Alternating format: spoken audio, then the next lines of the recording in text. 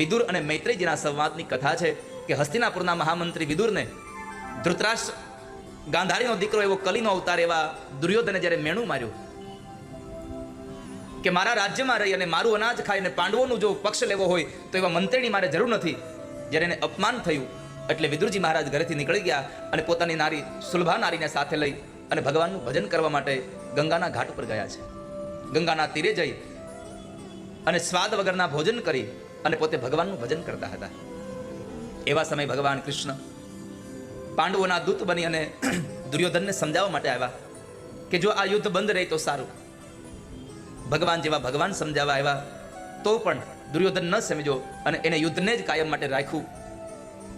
પરમાત્માને કહે છે ચાલો આપણે ભોજન કરી લઈએ, પણ ભગવાને દુર્યોધનને ત્યાં 56 ભાતના ભોગ છોડી અને પરમાત્માએ વિદુર કાકાના ઘરે તાંદલિયાની ભાજી ખાધી, બાજરાનો રોટલો ખાધો. કેમ? આ સંસારમાં પરમાત્મા જેની ઘરે ધન વધારે હોય ને ત્યાં નથી જમતા, જેના ઘરમાં ભાવ વધારે હોય એના ઘરમાં ભગવાન જમે છે. જેનો ભાવ હોય, भाव का भूखा हूं मैं भाव ही एक सार है, भाव से भजे मुझको उसका बेड़ा पार है. આ સંસારમાં પરમાત્માને ભાવ વાલો લાગે છે, પરમાત્માને પ્રેમ ગમે છે વધારે. દુર્યોધન કા મેવા ત્યાગી સાગ વિદુર ઘેર ખાઈ. તો એવા ભગવાને દુર્યોધનના ઘરે ભોગ છોડી દે અને વિદુર કાકાના ઘરે તાંદળિયાની ભાજી ખાધી. ભગવાન સુખદેવજી મહારાજ કહે છે રાજા, એ વિદુરજી મહારાજ જ્યારે યાત્રાએ નીકળ્યા છે ત્યારે અનેક વર્ષો સુધીની યાત્રા કરી અને યમુનાના કિનારે જ્યારે આવે છે ત્યારે યમુનાના કિનારે ઉદ્ધવજી સાથેનું મિલન થયું અને ઉદ્ધવજીએ જ્યારે ભગવાન સંબંધી વાતો કરવાનો પ્રારંભ વિદુરજીએ પ્રશ્ન કર્યો કે ઉદ્ધવજી ભગવાન શું કરે છે? પ્રભુના જ્યારે કુશળ સમાચાર પૂછ્યા ત્યારે ઉદ્ધવજી નર્વસ બની અને કહે છે કાકા, તમે જે ભગવાનના કુશળ પૂછો છો ને, ભગવાન હવે આ ધરતીમાં રહ્યા નથી, પ્રભુ આ ધરતીમાં નથી રહ્યા. ભગવાન સ્વધામ ગમન થયા છે. પરમાત્મા સ્વધામ ગમન થયાના સમાચાર સાંભળી અને વિદુરની આંખો ભરાઈ ગઈ. ભગવાનનો સંદેશો સાંભળવાની ઈચ્છા વ્યક્ત કરી તો ઉદ્ધવે કહ્યું કે તમે મૈત્રેય ઋષિના આશ્રમમાં જાઓ. મૈત્રેય ઋષિને ભગવાને ભલામણ કરી છે કે મારા વિદુર કાકા આવે ત્યારે એમને તમે આ સંદેશો સંભળાવજો. Navigate the FNO space, the Angel One Way, access strike price. એક રાત્રિ ઉદ્ધવજી સાથે યમુનાના કિનારા ઉપર રોકાઈ અને બીજા દિવસે ગંગાના કિનારે મૈત્રેય ઋષિના આશ્રમની અંદર જવા માટે થઈ અને તૈયાર થયેલા એ વિદુરજી મહારાજ મૈત્રેય ઋષિના આશ્રમમાં આવ્યા. આશ્રમમાં આવી અને મૈત્રેય ઋષિને વંદન કરીને કહ્યું, બાપજી મારામાં પાત્રતા લાગતી હોય તો તમે મને ભગવાનનો ઉપદેશ આપો. અને ત્યારે મૈત્રેય ઋષિએ કહ્યું, અરે વિદુરજી, તમે પાત્રતાની વાત કરો છો? સાંભળો, આ સંસારમાં તમારા જેવું પાત્ર ક્યાં ગોતવા જવું? કેમ? તો કહે છે કે ભગવાન જેવા ભગવાન જો તમારી ભલામણ કરતા હોય તો તમારી પાત્રતામાં શું ખોટ હોય? કેમ કે ભગવાન જ્યારે સ્વધામગમન થયા ને ત્યારે પરમાત્માએ મૈત્રેય ઋષિને કહ્યું હતું મારા વિદુર કાકા તમારે ઘરે આવે ત્યારે મારો આ સંદેશો તમે એને સંભળાવજો. તો ભગવાને જે પાત્રની ભલામણ કરી હોય એ પાત્રમાં શું ખામી હોય? અને એટલા માટે વિદુરજીએ પહેલો પ્રશ્ન મૈત્રેય ઋષિને પ્રશ્ન કરે છે, સુખાય કર્માણિ કરોતિ લોકો ન તૈ સુખમ વાન્યદુપારમ વા વિંદેત ભૂયસ્તતયેવ દુઃખમ યદત્ર યુક્તમ ભગવાન વદેન યદત્ર યુક્તમ ભગવાન વદેન. બાપજી, આ સંસારમાં માણસ ખૂબ કામ કરે છે,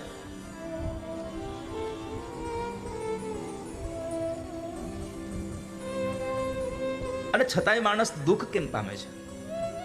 સુખાય કર્માણિ કરોતિ લોકો. શા માટે માણસ દુઃખી થાય છે?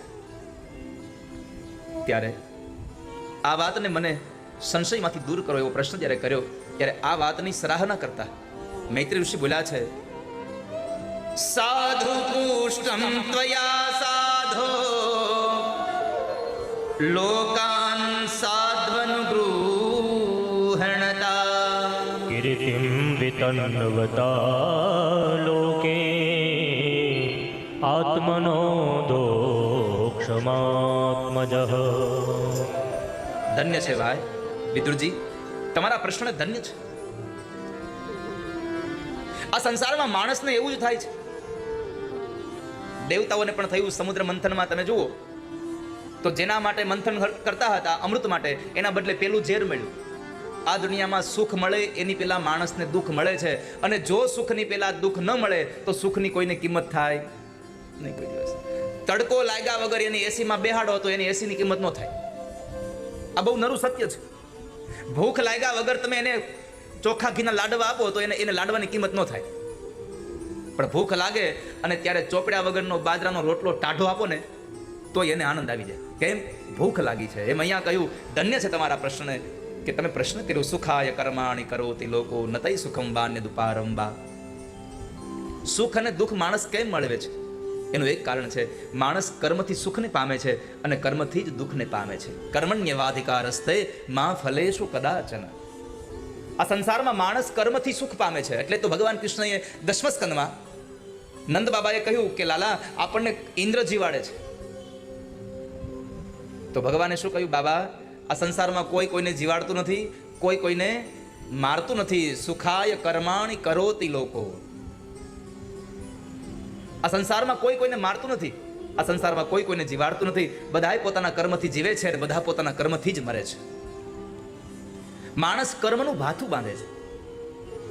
એ તો આપણે જ્યારે કામ કરતા હોય ત્યારે આપણને ખબર નથી રહેતી કે આપણે શું કર્યું, પણ એ ભાથું બંધાઈ જાય જ્યારે એને ભોગવવાનો વારો આવે ને તો એ ખબર પડે. આ સંસારમાં બધું કરજો પણ ખોટા કામનું ભાથું ન બાંધશો કોઈ દિવસ. ખરાબ કર્મનું ભાથું ન બાંધશો કોઈ દિવસ.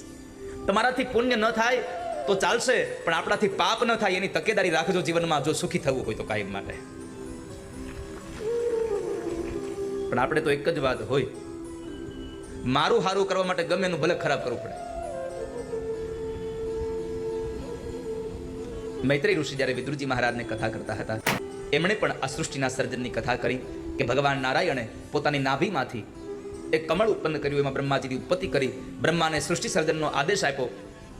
પણ એ બ્રહ્માજીએ એ સૃષ્ટિના સર્જનની અંદર જળચરોની રચના કરી, ભૂચરોની રચના કરી, અને પછી જ્યારે પૃથ્વી ઉપરના લોકોની ભૂચરોની રચના કરવા માટે જાય છે ત્યારે પૃથ્વી જળમાં લીન છે.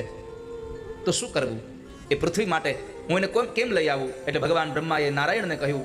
તો નારાયણ ભગવાન એક છીક આવીને એમ નાકમાંથી ભગવાન વરાહનું પ્રાગટ્ય થયું છે. બોલીએ વરાહ નારાયણ ભગવાન. ભગવાન વરાહનું પ્રાગટ્ય થયું. એ વરાહ નારાયણ ભગવાન પોતાની દાઢ ઉપર એ પૃથ્વીને ખેંચી અને પાતાળ લોકમાંથી જ્યારે લઈ આવતા હતા ત્યારે એને માર્ગમાં હિરણ્યાક્ષ નામનો એક રાક્ષસ આવીને કહે છે કે આ ધરતી મારી છે, આને તમે છોડી દો.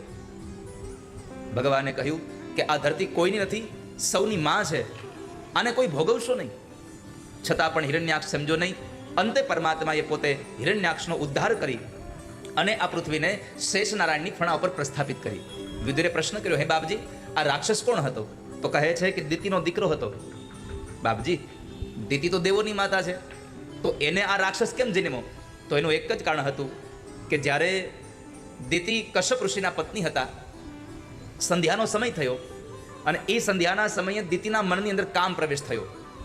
એને વાસના જાગી એટલે એમણે કહ્યું કે હવે આપણે કામને ભોગવીએ, પણ પોતાના પતિએ ના પાડી કે આ સમય કામ ભોગવવાનો નથી. એષ મામ તત્કૃતે વિદ્વન કામ આતત શરાસન દુનોતિ દીનાં વિક્રમ્ય રંભામીવ મતંગજઃ તદ ભવાન દહ્યમાનાયામ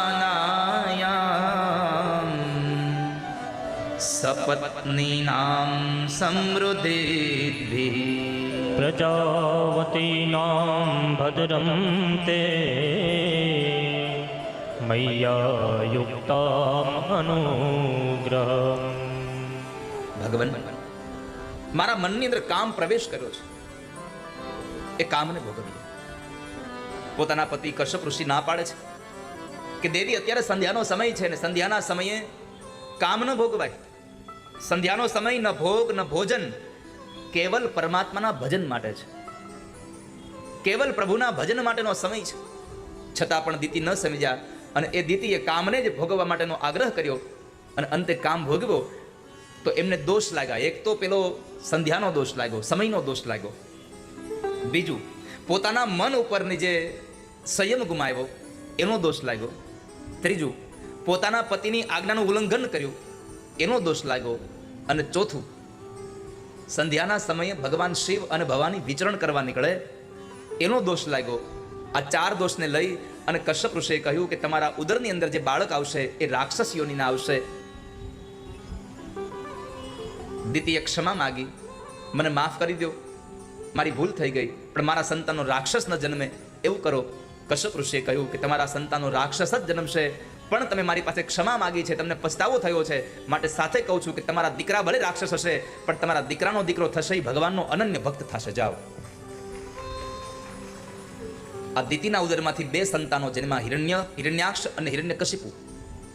આ ભગવાન નારાયણના પાર્ષદો એટલે ભગવાન નારાયણના દ્વારપાળો હતા, જય અને વિજય.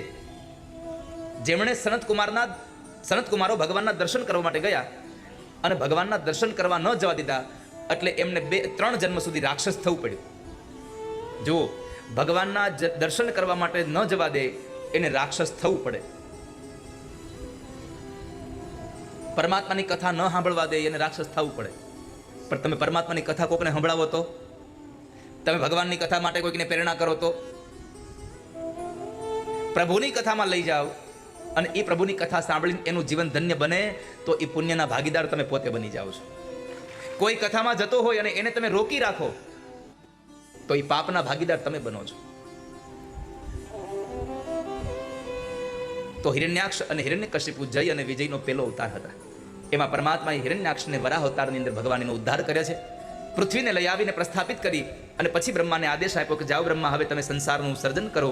એ બ્રહ્માએ સજીવ સૃષ્ટિની રચના કરે છે. એમાં માનસ પુત્રોએ પણ સંસાર ચલાવવાની ના પાડી. ત્યાર પછી એ જ બ્રહ્માજીએ પોતાના જાંઘમાંથી એક સ્ત્રી અને એક પુરુષનું જોડલું ઉત્પન્ન કર્યું અને એને કહ્યું તમે સંસાર ચલાવો.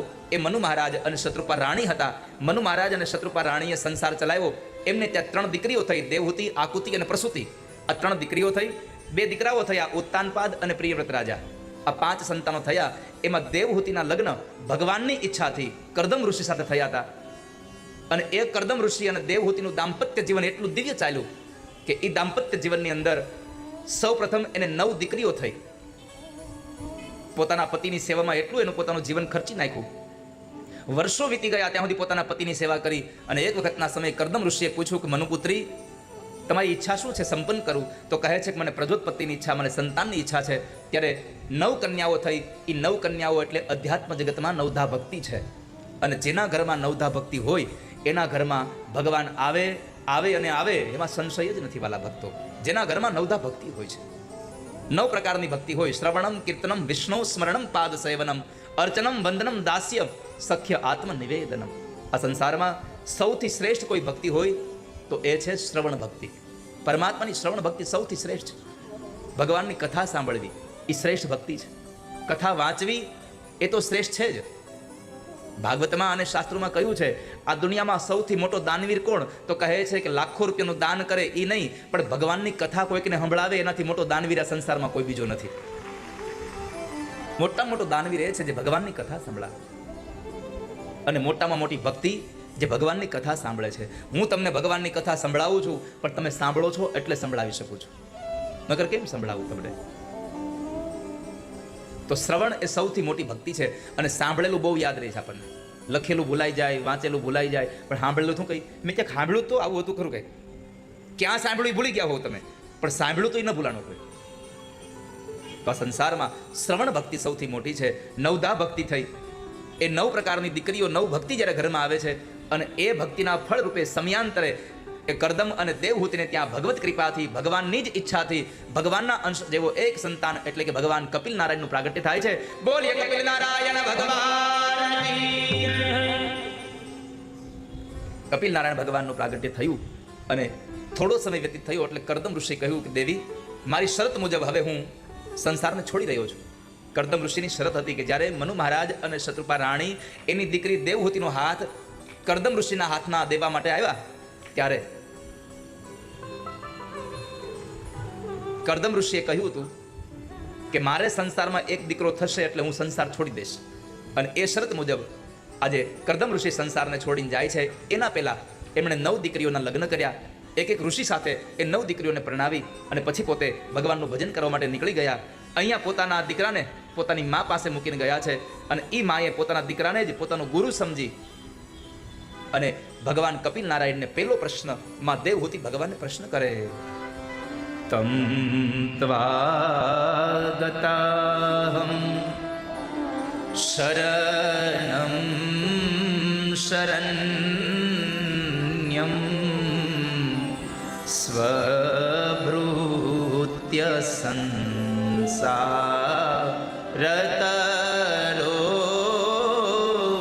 કુઠારમ जिज्ञासयाहं प्रकृतेः पुरुषस्य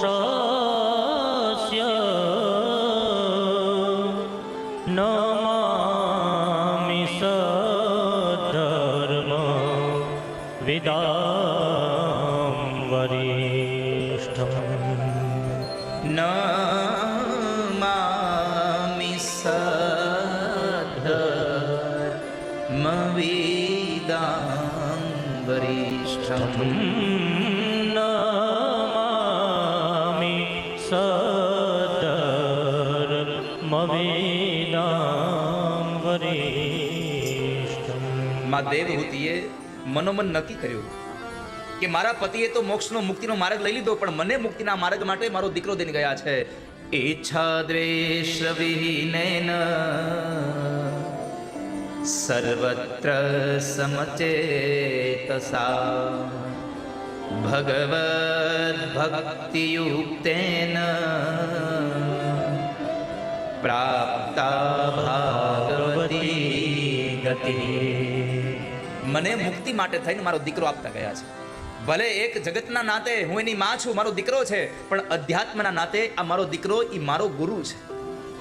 જુઓ, અહીંયા આ દીકરાને ગુરુ બનાવ્યો એ કથા મને ને તમને ઉપદેશ કરે છે કે આ સંસારમાં ગુરુ બનાવવા માટે ઉંમરની જરૂર નથી, ગુરુ બનાવવા માટે લાયકાતની જરૂર છે, ગુરુ બનાવવા માટે જ્ઞાનની જરૂર છે. સામેવાળા માણસની ઉંમર કેટલી છે એ મહત્વ નથી, એનું જ્ઞાન કેટલું છે એ મહત્વનું છે. તો આ સંસારમાં પોતાના દીકરાને ગુરુ બનાવી અને માએ પ્રશ્ન કર્યો કે ભગવાન, આ સંસારમાંથી છૂટવા માટે શું કરવું જોઈએ? ત્યારે ભગવાન કપિલ નારાયણે કહ્યું, માં,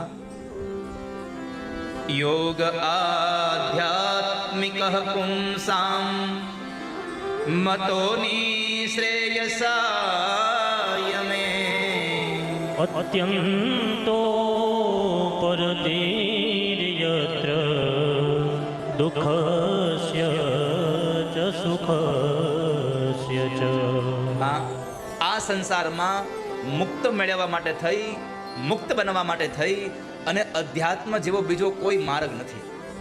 ભગવાનની ભક્તિ સિવાય આ સંસારમાં બીજો કોઈ માર્ગ નથી. માં, હું તો એટલું જ કહું છું કે તમને આ સંસારમાં 3 ગણું બંધન છે, સત્વગુણ, રજોગુણ અને તમોગુણનું. આ ત્રેવડું બંધન છે અને આ ત્રેવડા બંધનમાંથી જો મોક્ષ મેળવવો હોય તો એક જ સાધન છે, ભગવાનનું ભજન કરો. જેણે તમને આ સંસારમાં બાંધ્યા છે એને તમે પ્રસન્ન કરો અને એ પ્રસન્ન થાય ત્યારે એને કહો કે અમને આમાંથી મુક્ત કરી દો. એ જ્યારે તમને મુક્ત કરે ત્યારે તમે મુક્ત બની શકો. પણ મુક્ત બનવા માટે તમારે ભગવાનની ભક્તિ કરવી પડે માં. અને ભક્તિ માટે તમારે એક જ સાધન છે, સંતોનો સંગ કરો, સત્સંગ કરો. જ્યારે પણ તમને સમય મળે ત્યારે સત્સંગ કરતા રહો, સત્સંગ કરતા રહો. સતામ પ્રસંગાન મમ વીર્ય સંવિદો ભવંતિ રત્કર્ણરસાયના કથા.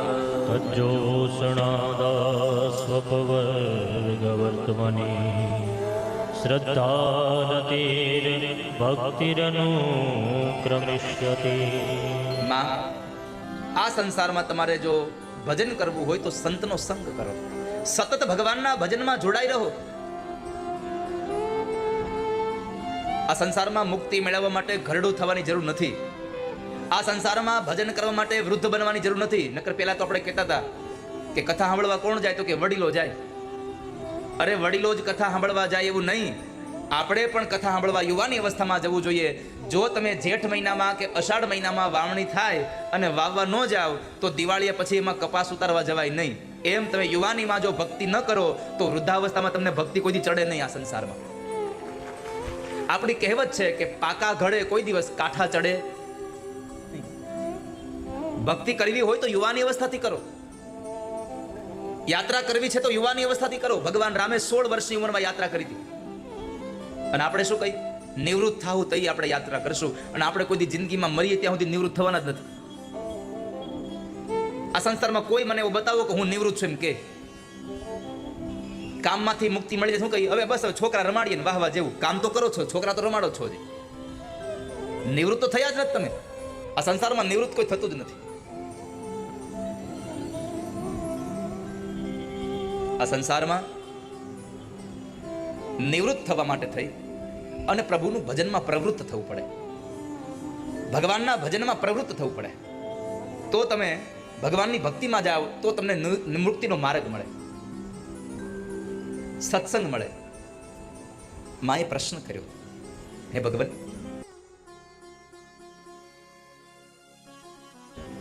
આ સંસારમાં સંત કોને કહેવાય?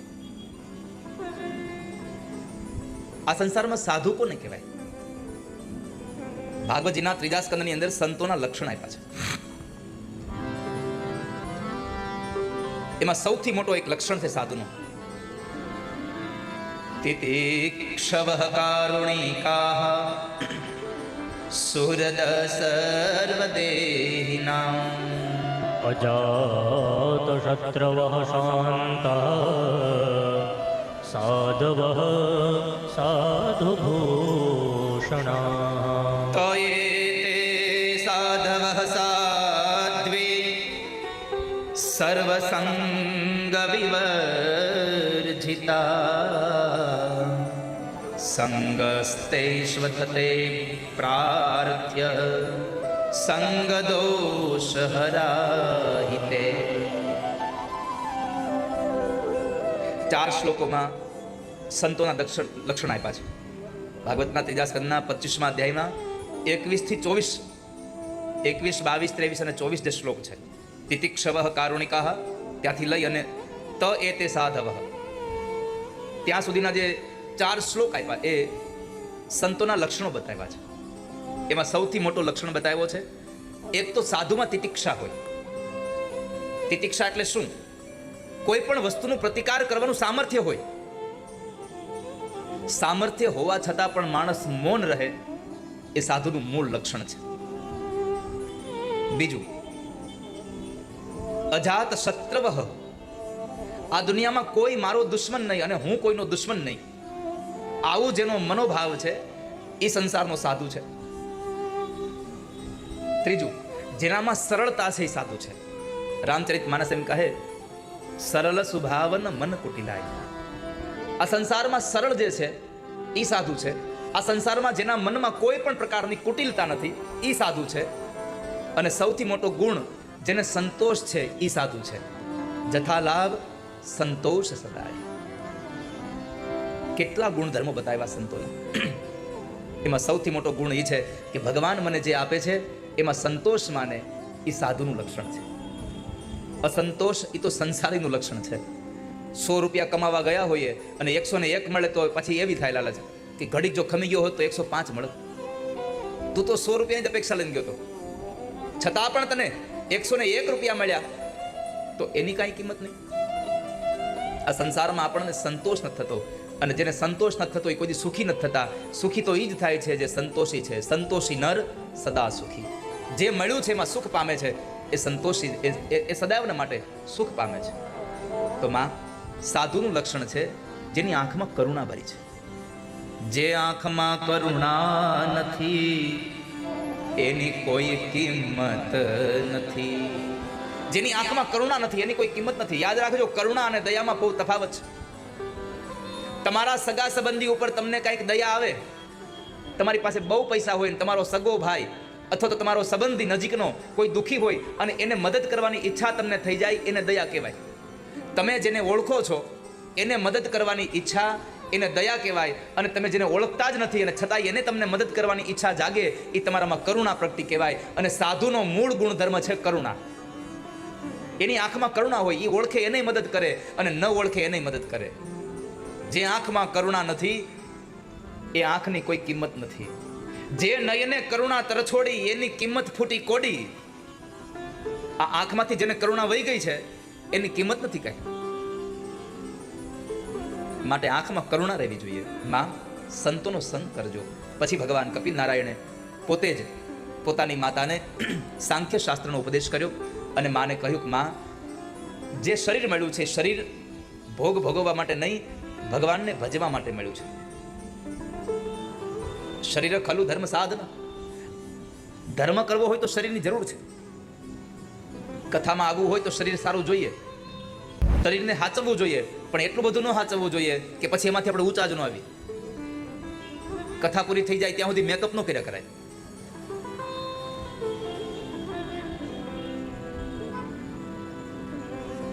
આખી રાત તમે પથારી કર્યા કરો, હું ક્યારે? આ એવું છે.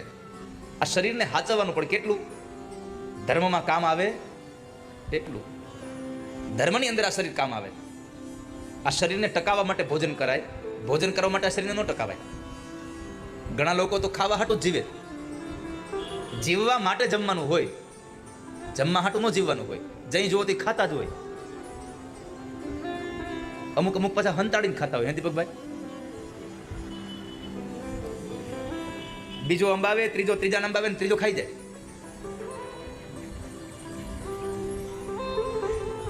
અહીંયા ઊંચો બેહાડો છે ને તમે, એટલે મને આ બધી નજર મારી બેહાડ. ઘણા લોકો અહીંયા આવીને કાજુ બદામ ખાતા હોય. હા, અહીંયા આવીને કાજુ બદામ ખાતા હોય. એલા કાજુ બદામ કરતા હું અહીંયા હારો મેવો ખવડાવું છું, ઈ ખાને તો અહીંયા તારે કાજુને તો ચાવવા પડશે, આને ચાવવું નહીં પડે. કાજુ ખાવામાં તો થોડું કે તને પરિશ્રમ થાય, આને ચાવવું નહીં પડે તારે. એક જણો છે ને જમવા બેઠો અને એના પત્ની એને જમાડતા હતા.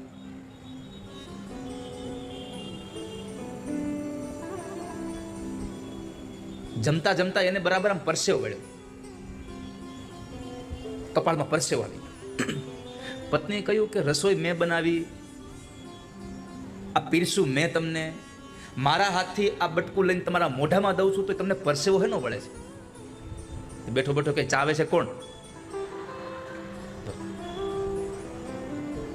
એને એનોય પરસેવો વળે. બોલો, ચાવે છે કોણ?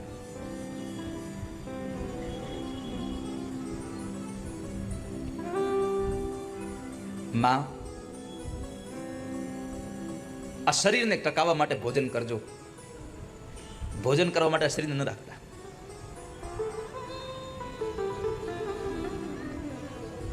સાંખ્ય શાસ્ત્રનો ઉપદેશ આપી ભગવાન કપિલ નારાયણ પોતે પોતાના માતાને છોડી અને ગંગા અને સાગરનું જ્યાં મિલન થાય છે ત્યાં આગળ જઈ અને સાંખ્ય શાસ્ત્રનો ઉપદેશ કરતા રહ્યા, કપિલ ગીતાનો પ્રચાર પ્રસાર કરતા રહ્યા.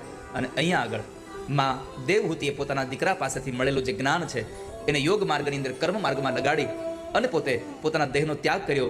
જે જગ્યાએ માએ દેહ ત્યાગ કર્યો એ જગ્યાએ માને સિદ્ધિ મળી, એટલે એ જગ્યાનું નામ થયું સિદ્ધપદ.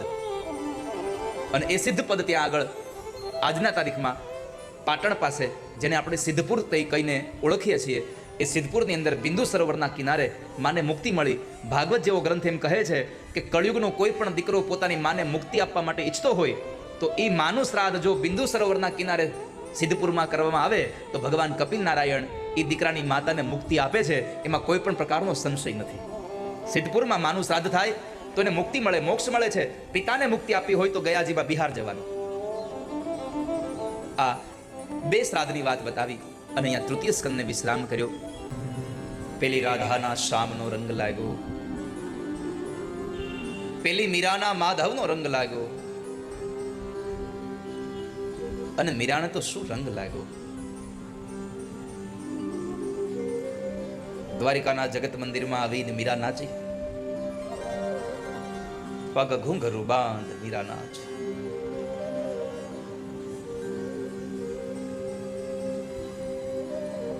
અત્યાર સુધી સાંભળ્યું છે, જોયું છે કે જે નાચે એનું શરીર ડોલે, પણ વિશ્વમાં એકમાત્ર એવો દાખલો બન્યો છે ભગવાન દ્વારિકાધીશના આ દ્વારિકાના શહેરમાં કે મીરા નાચી અને જગત મંદિરના ગર્ભગૃહમાં ભગવાન કૃષ્ણની મૂર્તિ ડોલી ગઈ છે.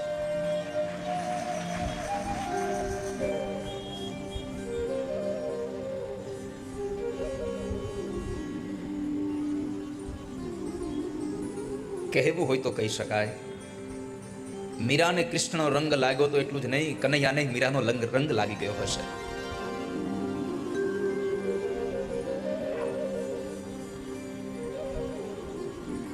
બંને પરસ્પર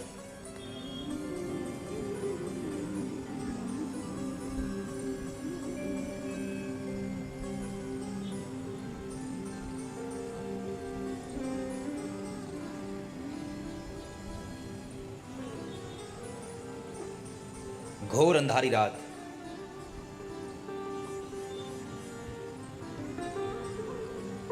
હાથમાં ખુલ્લી તલવાર લઈ અને પાંડવોની છાવણીમાં પ્રવેશ કર્યો અશ્વત્થામાએ.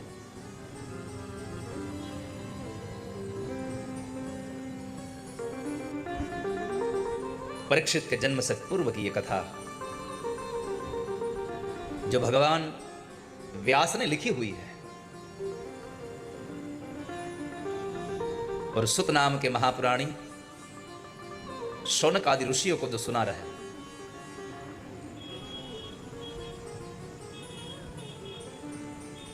सुतेला 5 એ પુરુષોના મસ્તક ધડથી જુદા કરી દીધા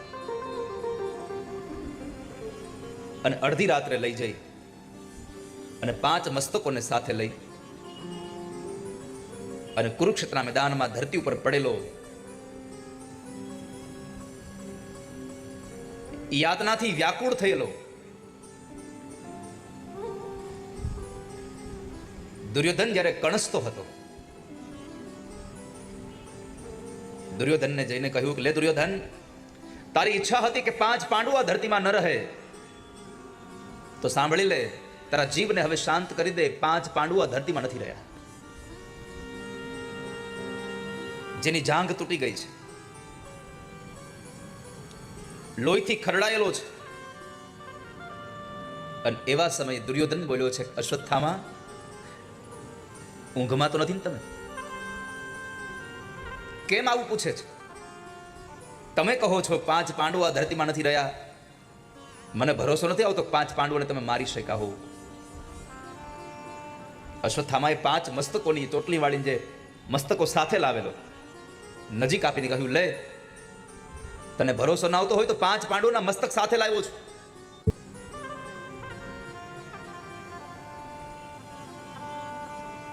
પાંચ મસ્તકોને દબાવ્યા. દુર્યોધન બોલ્યો છે કે અશ્વત્થામા, આ પાંડવોના મસ્તક નથી. અશ્વત્થામાએ પ્રશ્ન કર્યો, તું કેમ કહી શકે પાંડવોના મસ્તક નથી એમ? જે જગ્યાએ પાંડવો સુવે છે જગ્યાએથી હું મસ્તકો કાપીને લઈને આવ્યો છું. દુર્યોધન કહે છે કે ભલે તમે ત્યાંથી 5 મસ્તકો કાપીને લાવ્યા છો, પણ આ પાંડવોના મસ્તક નથી. કેમ? તો કહે છે, મને ખાતરી છે કે દાદા ભીષ્મને બાણશૈયા આપનારા અર્જુન અને મારા બંને જાંઘોને તોડીનારા ભીમ, આ બંને ભાઈઓની ખોપડી એટલી નરમ ન હોય જેની ખોપડીમાં મારી આંગળીઓ ખૂંચી જાય. આ પાંડવો નથી. અને ખરેખર એવું જ બન્યું કે જ્યારે દીવો મગાવ્યો અને પ્રકાશમાં જે 5 પાંડવોના મસ્તકોને જુએ છે, તો 5 પાંડવોના મસ્તક નહીં, દ્રૌપદીના 5 દીકરાઓના મસ્તક હતા. અશ્વત્થામા વિચારમાં પડી જાય છે કે આવું બને જ કેમ? જે જગ્યાએ પાંડવો સુવે છે ત્યાં 5 દ્રૌપદીના દીકરા આવ્યા ક્યાંથી? પણ સાહેબ, યાદ રાખજો, દ્વારિકામાં બેઠા છો, આ સંસારનો કોઈ પણ વ્યક્તિ તમારી સામે ગમે તેટલું છળ કરવા જાય, પણ જેની હારે ભગવાન કૃષ્ણ હોય ત્યાં કોઈનું છળ કામ ન કરે ક્યારે. જ્યાં કૃષ્ણ તમારી સાથે છે,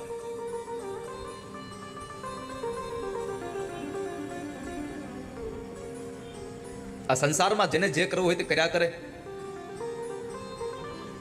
બસ તમારા મનમાં બે વાત હોવી જોઈએ કે હું ખોટા માર્ગ ઉપર નહીં જાઉં અને કૃષ્ણ સિવાય કોઈનો ભરોસો નહીં કરું આ સંસારમાં. આ દુનિયામાં ભરોસો કરવા જેવું હોય તો કૃષ્ણ છે. બાકી તો હાલતા લોકો તમારો ભરોસો તોડી નાખશે ગમે ત્યારે. આ સંસાર ગમે ત્યારે તમારો દગો કરી દેશે. દ્રઢ ચરણ કેરો ભરોસો, એકમાત્ર ભરોસો કૃષ્ણનો રાખજો. અને જેણે જેણે કૃષ્ણના ભરોસા રાખ્યા છે એને જીવનમાં ક્યારેય વ્યાધિઓ આવી જ નથી, ઉપાધિ કરી જ નથી.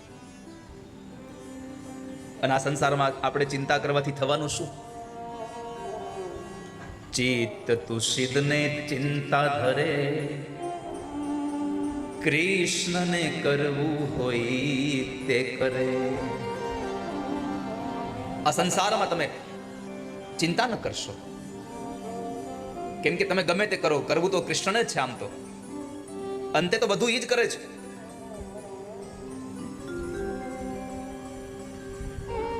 અને કૃષ્ણએ બતાવેલા માર્ગ ઉપર ચાલશો તો જિંદગીમાં ક્યારેય દુઃખી નહીં થાવ. તમારી પાસે રસ્તો નહીં હોય તો કૃષ્ણમાં ભરોસો રાખશો તો કૃષ્ણ રસ્તો બતાવશે.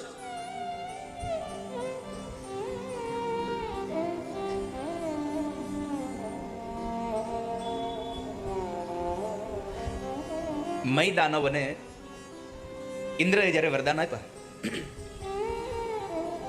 ત્યારે અર્જુનને મય દાનવ પાસે માગવાનો વારો આવ્યો. અર્જુને શું કીધું? મને માગવાની ખબર નથી પડતી, કૃષ્ણ કે એમ કરતું. અર્જુને ભગવાન કૃષ્ણ પર છોડી દીધું મહાભારતમાં કે જેમ ભગવાન કૃષ્ણ કેમ તું કર, કારણ કે અર્જુનને ખબર હતી કૃષ્ણ જે કરશે એ મારા માટે સારું કરશે, જે માગશે એ મારા માટે સારું જ માગશે. અને શું માગ્યું ભગવાને? જંગલના ઊંડા ગામડાઓમાં, ખાંડો વનમાં મય દાનવ પાસે એવી નગરી બનાવી કે એ નગરીની તુલના કોઈ હારે ન થઈ શકે. આ ભગવાન કૃષ્ણએ કહ્યું હતું મય દાનવને કે પાંડવો માટે એવી નગરી બનાવો કે જ્યાં જળ હોય ત્યાં સ્થળ દેખાય, અને જ્યાં સ્થળ હોય ત્યાં જળ દેખાય. અને જળ અને સ્થળમાં હસ્તિનાપુરનું રાજ્ય ભગવાન કૃષ્ણને પાંડવોને અપાવવું હતું. એટલા માટે મય દાનવ પાસે એવી માયાવી નગરી ઊભી કરાવી કે જ્યાં આવીને દુર્યોધન ગોથું ખાઈ ગયું. આ કૃષ્ણએ કર્યું છે. કૃષ્ણ માર્ગ બતાવે. અર્જુન પ્રત્યેનો ભાવ, સુભદ્રાજીનું હરણ કર્યું અર્જુને, કોના કહેવાથી?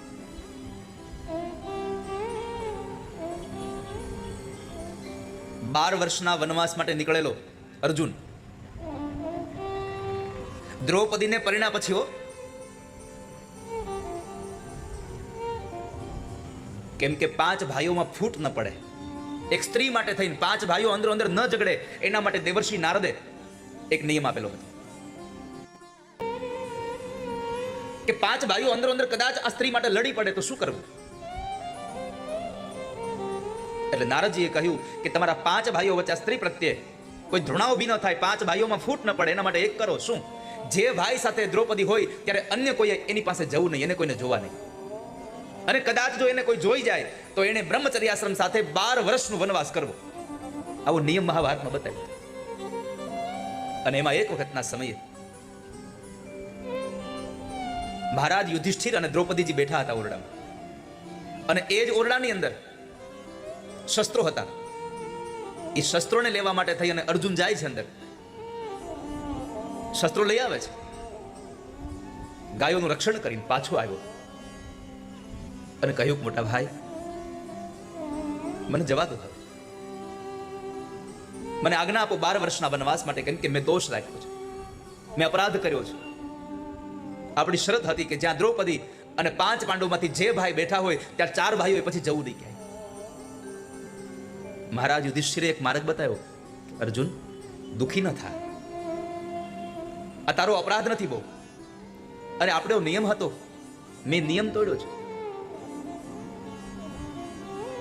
ત્યારે યુધિષ્ઠિર મહારાજ મહાભારતમાં બોલ્યા છે, અર્જુન મોટા ભાઈ અને મોટા ભાઈની પત્ની જે જગ્યાએ બેઠા હોય ત્યાં નાનો ભાઈ આવે તો એમાં દોષ નથી, કેમ કે મોટો ભાઈ અને મોટા ભાઈની પત્ની તો માં સમાન કહેવાય.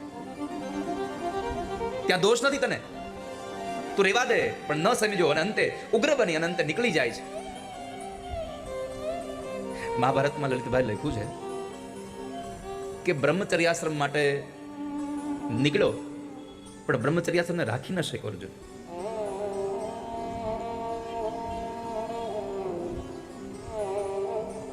પાતાળ લોકમાં ગયો અને ઉલુપી સાથે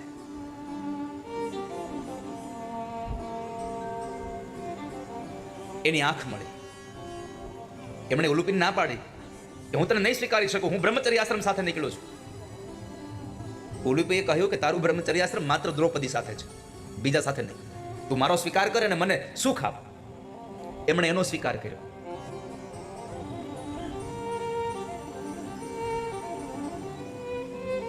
ત્યાંથી નીકળ્યો અને જ્યારે દ્વારિકામાં આવે છે અને આમ રૂપના અંબાર જેવી સુભદ્રાજીને જોવે છે,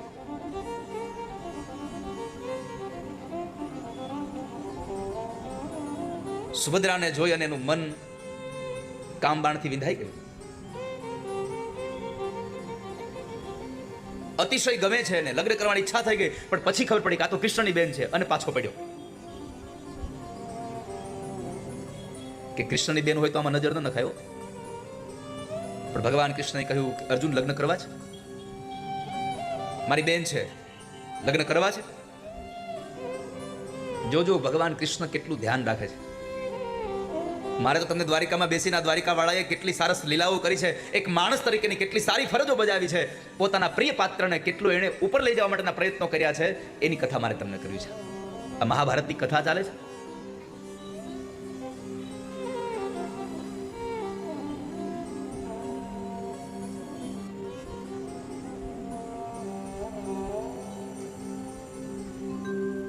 અર્જુને કહ્યું પ્રભુ ગમે તો છે મને, પણ શું કરું?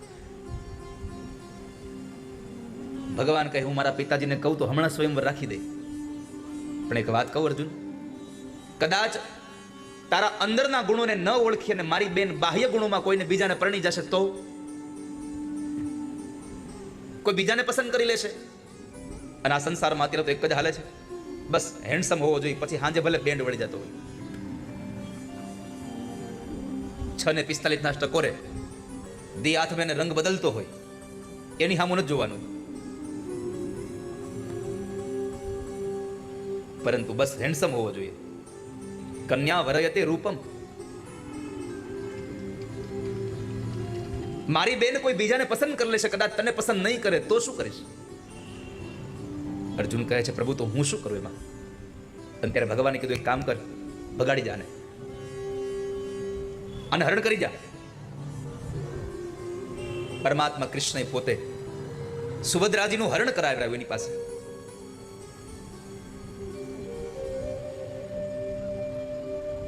બલરામજી મહારાજ એની પાછળ ગયા તો એને સમજાવ્યા ભગવાન કૃષ્ણ, રેવા દો, સુભદ્રાજીને લઈ જાય છે. પણ મારે તમને મૂળ એ કહેવું છે, કૃષ્ણ સાથે પ્રીત જાગે ને પછી કૃષ્ણ તમારા માટે શું કરે. બ્રહ્મચર્યાશ્રમના વ્રત સાથે નીકળેલો, વનવાસમાં ગયેલો, એ વનવાસ નહીં વાસના વાસ કરતો હતો. ઉલુપી સાથે, અન્ય સ્ત્રીઓ સાથે જ્યારે વાસના વાસ કરતો હતો, અને વાસના વાસ કરતો એ અર્જુન ખોટા માર્ગે ન જાય અને લોકો એની સામે ધિક્કાર ન કરે એટલા માટે પોતાની બેન સાથે પરણાવી દીધો. અને એક એવા વ્યક્તિની બેન સાથે પરણાવ્યો કે હવે બીજી સ્ત્રી સામે નજર ન કરે. કૃષ્ણએ પોતાની બેન સાથે એટલે પરણાવ્યો કે હવે બીજી સ્ત્રી સામે કોઈ નજર ન કરે. અને આ અર્જુનનું બ્રહ્મચર્યાશ્રમ હવે અહીંયા અખંડ રહેતું જાય. એટલે 12 વર્ષના વનવાસમાં બ્રહ્મચર્યાશ્રમ સાથે પોતાનું કર્મ પૂરું કરે. એટલા માટે ભગવાન કૃષ્ણએ પોતાની બેનનું હરણ કરાવી દીધું છે. શું કામે? એક જ કારણ હતું કે અર્જુન કૃષ્ણને પ્રેમ કરતા હતા. અરે અર્જુન કૃષ્ણને પ્રેમ કરતા હતા, એના કરતા મેં ગઈકાલે કહ્યું હતું પ્રીતિમ પાર્થેન શાશ્વતીમ, કે મને પાર્થમાં શાશ્વત પ્રીતિ જાગી જાય.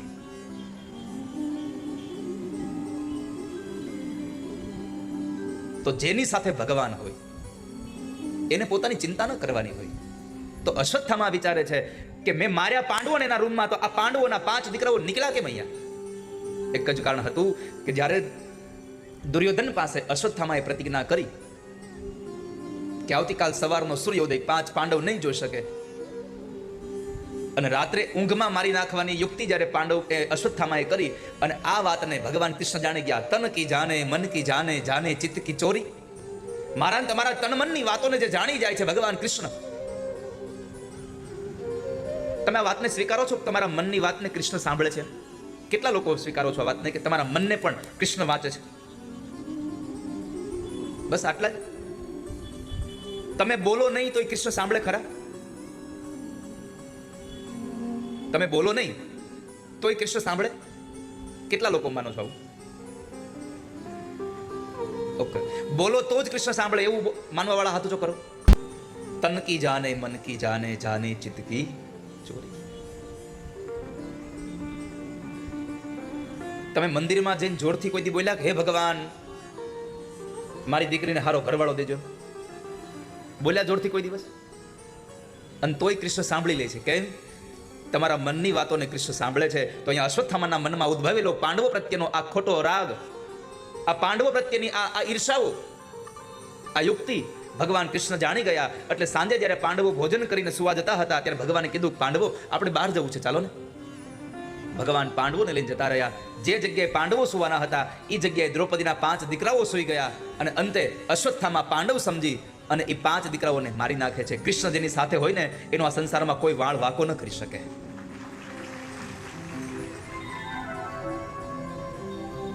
આ સંસારમાં કોઈનો વાળ વાકો ન કરી શક્યો.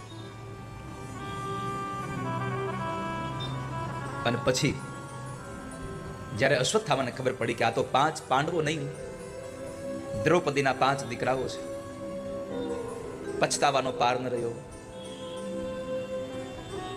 बचन दिया सोचा नहीं होगा क्या परिणाम. सोच समझ कर कीजिए जीवन में हर काम. वचन दिया सोचा नहीं होगा क्या परिणाम. આ સંસારમાં લોકો વચન આપી દે, હું આમ કરીશ, હું તેમ કરીશ, પણ અભી બોલા અભી ફક.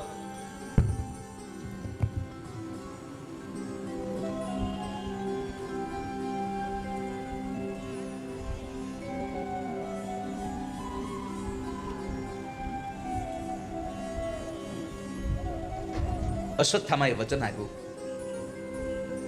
અને એ અશ્વત્થામાના વચનને લઈ અને આજ પછતાવાનો વારો આવ્યો. મહાભારત એમ કહે છે કે આ સંસારમાં જે પણ કોઈ કામ કરો એ વિચાર્યા વગર ન કરશો ક્યારે. તમારું વિચાર્યા વગરનું કામ હંમેશા તમને પછતાવા સિવાય કશું જ નહીં આપે.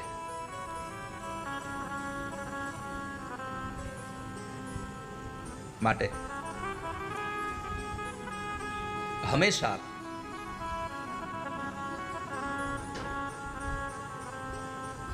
વિચારીને કામ કરશો.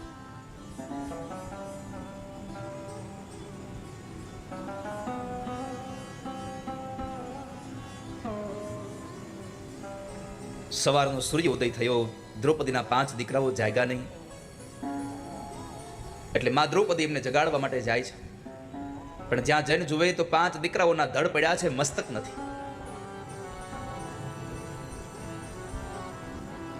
દ્રૌપદીજીએ કપાળ પીઠું છે. રડવાનો અવાજ સાંભળીને માં કુંતા દોડીને આવ્યા. માં કુંતા પોતાની આંખે જુએ, એની આંખોમાંથી અશ્રુની ધારા વહી ગઈ કે આ દુઃખ જોવાના હજી મારા દિવસો બાકી છે. જેના ખંભા ઉપર ચડી અને મારે સ્મશાન સુધી જવાનું હતું એ દીકરાઓને કોણે મારી નાખ્યા.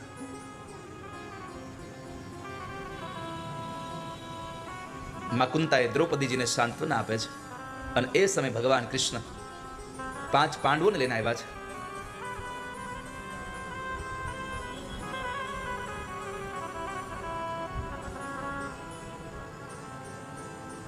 અર્જુને પ્રશ્ન કર્યો, પાંચાલી કોણે માર્યા દીકરાઓને?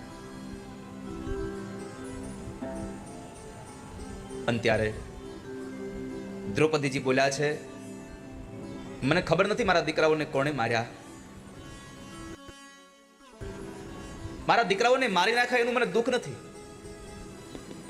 સાંભળજો એક માં શું કહે છે. 5 દીકરાઓના ધડ પડ્યા છે, મસ્તક વિહોણા છે, અને છતાં માં એમ બોલે છે કે મારા દીકરાઓને મારી નાખ્યા એનું મને દુઃખ નથી. મને દુઃખ તો એ વાતનું છે કે મારા દીકરાઓને ઊંઘમાં માર્યા છે, નીંદરમાં માર્યા. મારા દીકરાઓને મારવા જ હતા તો જાગ્રત અવસ્થામાં મારવાતા, જેથી કરી અને મારા દીકરાઓ મરતા સમયે ભગવાનને યાદ કરી શકે. આ તો મારા દીકરાઓ ભગવાનને યાદ પણ નહીં કરી શક્યા હોય, એનું મને દુઃખ લાગે છે. પછી તો અર્જુન પ્રતિજ્ઞાબદ્ધ બન્યા છે કે તારા દીકરાના હત્યારાને લાવી મસ્તક ઉતારી એનો પાટલો બનાવી અને એના ઉપર તને જો બેસાડીને સ્નાન ન કરાવું તો મેં તારા આંસુ લૂછા ન કહેવાય. ભગવાન કૃષ્ણને સાથે લઈને જાય છે. પરમાત્મા કૃષ્ણને માર્ગમાં પ્રશ્ન કર્યો, પ્રભુ કોણે કર્યું છે આ કામ? ભગવાને કીધું કે તારા ગુરુના દીકરાએ. અશ્વત્થામાનું આ કૃત્ય છે. અશ્વત્થામાને પકડવા માટે જાય છે. અર્જુન અને અશ્વત્થામાની વચ્ચે યુદ્ધ થાય છે અને એ યુદ્ધની અંદર અશ્વત્થામાએ અર્જુન ઉપર જ્યારે બ્રહ્માસ્ત્ર ચડાવ્યું અને બ્રહ્માસ્ત્ર જ્યારે અર્જુનને એક એક અંગમાં એટલી બધી અગ્નિ લગાડે છે, આખું શરીર જ્યારે એનું દાજવા લાગે છે, ત્યારે દોડતો દોડતો આવી ભગવાન કૃષ્ણને પ્રાર્થના કરે, કૃષ્ણ કૃષ્ણ મહાબાહો ભક્તાનામ અભયં કર ત્વમેકો દહ્યમાનાનામ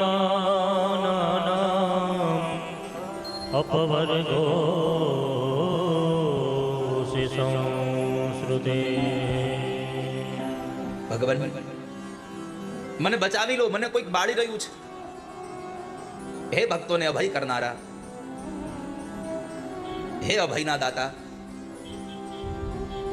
હું આપને પ્રાર્થના કરું છું, હું આપને પ્રાર્થું છું, મને કોઈ બાળી રહ્યું છે. ભગવાન કૃષ્ણએ સાંત્વના આપી છે, અર્જુન ચિંતા ન કરીશ. આ તો અશ્વત્થામાએ તારા ઉપર બ્રહ્માસ્ત્ર ચડાવ્યું છે, પણ તારા ગુરુની દેન તારા ઉપર છે કે એના સગા દીકરા અશ્વત્થામાને માત્ર બ્રહ્માસ્ત્ર ચડાવતા શીખડાયું, પણ તારા ઉપર એટલી કૃપા છે કે તને બ્રહ્માસ્ત્ર પાછું વાળતા શીખડાયું છે. આ બ્રહ્માસ્ત્રને પાછું વાળી લે. જુઓ, પહેલાના ઋષિ મુનિઓ કેટલા નિસ્વાર્થી હતા. નહીં તો આ સંસારમાં કોણ એવો હોય બાપ કે જે પોતાના દીકરાને ન શીખડાવે, બીજાને શીખડાવે? આ હજારો વર્ષ પછીના આ ગ્રંથોને હજી પણ માથું ટેકવી અને પગે લાગવાનું મન એટલા માટે થાય છે કે આમાં નિસ્વાર્થ ઋષિ મુનિઓની કથાઓ ભરી છે, એનું બલિદાન ભર્યું છે. એ ઋષિ મુનિઓએ પોતાના દીકરાઓને પોતાની વિદ્યા ન શીખડાવી અને અન્યત્રને શીખડાવી છે. અર્જુને પોતાના ગુરુ દ્વારા શીખડાવેલી એ વિદ્યા દ્વારા બ્રહ્માસ્ત્રને પાછું વાળી અશ્વત્થામાને પકડી જઈ અને તે તો એક પશુની વત બાંધી અને લઈ જાય છે.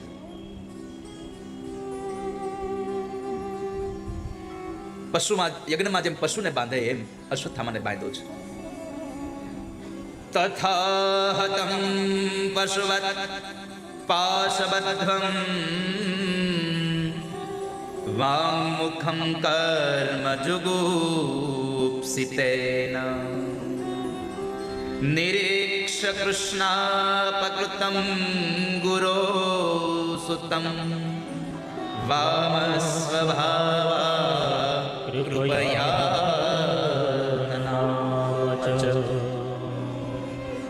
પશુની જેમ બાંધીને જ્યારે લઈ જાય છે. અને આમ પણ આ સમાજમાં નિંદિત કરનારો માણસ ક્યારેય ઊંચું જોઈને ચાલી નથી શકતો, નીચે જોઈને ચાલ્યો જાય છે. અશ્વત્થામા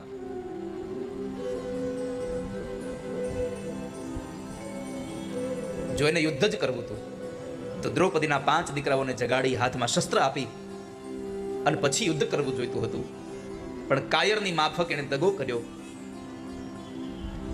એટલે નિંદિત કર્મ કરનારા માણસને પશુવત લઈને જાય છે અને દ્રૌપદી જ્યાં રડે છે ત્યાં જઈને કહ્યું કે લે પાંચાલી, તારા 5 દીકરાના હત્યારાને પકડી લાવ્યો છું. રડી રડીને પોતાની આંખોના પોપચાઓ જેના નીચે પડી ગયા છે, આંખો સોજી ગઈ છે. એવી દ્રૌપદીએ પોતાની આંખ ખોલી અને આમ નજર કરે અને ગુરુપુત્ર અશ્વત્થામાને જોયા તો 5 દીકરાઓને મારી નાખનારા એ અશ્વત્થામાને જોઈ 2 હાથ જોડી અને દ્રૌપદીજી પ્રાર્થના કરે, ઉવાચ ચાસહંતસ્ય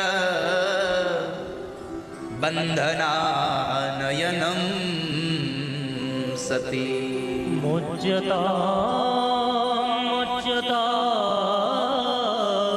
મેષ બ્રાહ્મણો નિતરા ગુરુ. અને છોડી દો તમે. ઉવાચ ચાસ્ય હંતસ્ય વંદના નયનમ સતી. આને જવા દો તમે. કેમ? આ બ્રાહ્મણ છે. બ્રાહ્મણ વધને પાત્ર નથી. બીજું તમારા ગુરુનો દીકરો છે. અરે ગુરુનો દીકરો છે એટલું જ નહીં, તમારા ગુરુની હયાતી નથી એટલે એના પ્રતિનિધિ તરીકે આ છે. અને તમારો ગુરુ જ સમજો. સયેશ ભગવાન દ્રોણ પ્રજા રૂપેણ વર્તતે. તમારે જવા દો. આને મારીને બ્રહ્મ હત્યાનું પાપ ન કરશો. અને કદાચ તમે આને મારી નાખશો તો મારા 5 દીકરાઓ સજીવન નથી થવાના. માટે કહું છું, આને જવા દો. એક માને રડતી મૂકો છો તો બીજી માને રડાવવાના પ્રયત્ન ન કરો. મારો દિદસ્ય જનની ગૌતમી પતિ દેવતા યથાહમ મૃતવાચારતા રોદિમ્યા શ્રુમુખી મોહ. મારે 5 દીકરાઓ મરી ગયા. હું નિરાધાર નથી. મારા 5 પતિ હજી જીવે છે.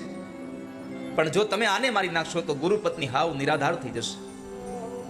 માટે આને છોડી દો. માં રોદિ દસ્ય જનની ગૌતમી પતિ દેવતા. માટે આને જવા દો. અર્જુને ભગવાન કૃષ્ણ સામે જોઈ, પ્રભુ શું કરું હવે? જો મારું તો બ્રહ્મ હત્યા, અને ન મારું તો મારી પ્રતિજ્ઞા તૂટી જાય. કરું શું?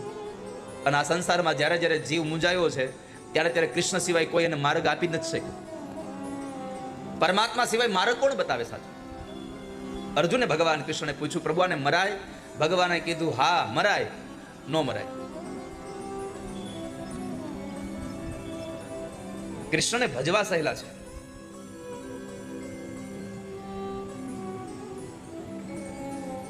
પણ એને સમજવા બહુ અઘરા છે. કૃષ્ણને સમજવા બહુ અઘરા છે. અને નથી સમજાતા એનું કારણ એક છે, એનું નામ જ વાંકો છે. અહીંયા તમે દ્વારિકાધીશ કહીને બોલાવો છો, જાઓ વૃંદાવનમાં, એક જ નામ છે, બાંકે બિહારી. નામ જ બાંકે. 3 જગ્યાએથી વાંકો છે. એક જગ્યાએથી હોય તો હજી કે પકડાય.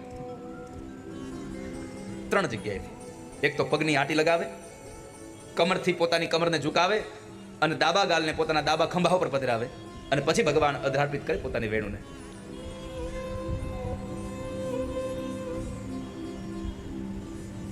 બીજી બધી આંટીમાંથી તમે નીકળી શકો.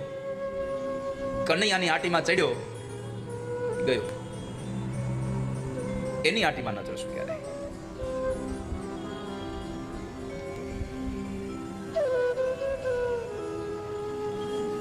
ભગવાનને પ્રશ્ન કર્યો, પ્રભુ શું કરું? આને મરાય? ભગવાને કીધું ન મરાય.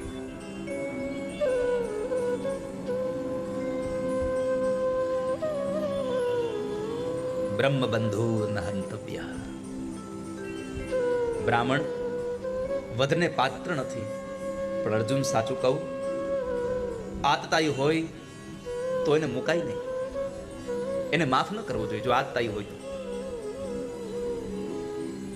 એને મારી જ દેવો જોઈએ, પછી ભલે બ્રાહ્મણ હોય. પણ હું તને એમ નહીં કહું કે તું આને મારી નાખ. કેમ? બ્રાહ્મણ મને બહુ પ્રિય છે. ભગવાન એમ કહ્યું છે કે આ સંસારમાં જે બ્રાહ્મણને રાજી કરે ને, એ મને રાજી કર્યા બરાબરનું પુણ્ય પ્રાપ્ત કરે છે. જે બ્રાહ્મણને રાજી કરે છે,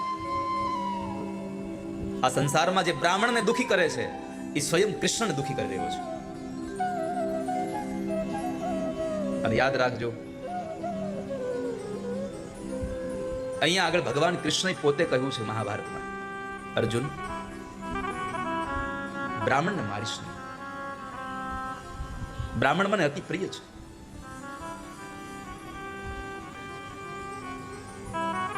ભગવાન કહે છે મને પ્રસન્ન કરવો હોય તો કરો, બ્રાહ્મણને જમાડો. ઘીથી લચપચતા લાડુ જે બ્રાહ્મણના મોઢામાં જાય છે ને, ત્યારે હું રાજી થાઉં છું. સ્વયં પરમાત્મા કહે છે. એટલે તો બ્રહ્મ ભોજનનો નિયમ છે, અન્યત્ર ભોજનનો નિયમ નથી. તમે જુઓ, કોઈ પણ કર્મ કરતા શું કહીએ? અમે બ્રહ્મ ભોજન કરાવીશું. કેમ કે ભગવાન કૃષ્ણ પોતે કહે છે કે મને બ્રાહ્મણો પ્રિય છે.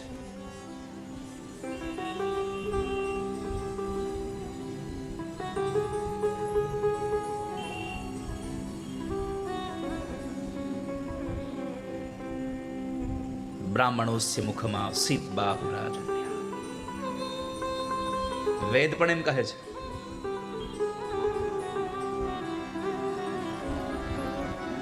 તો પ્રભુ શું કરવું? ભગવાને માર્ગ બતાવ્યો. અર્જુન, કોઈને જીવથી મારી નાખવો એ જ મૃત્યુ દંડ નથી, પરંતુ કોઈ આબરૂદાર એટલે કે ઇજ્જતદાર માણસ હોય અને એને તમે જાહેરમાં અપમાનિત કરી દો, એ પણ મૃત્યુ દંડ છે. એના માટે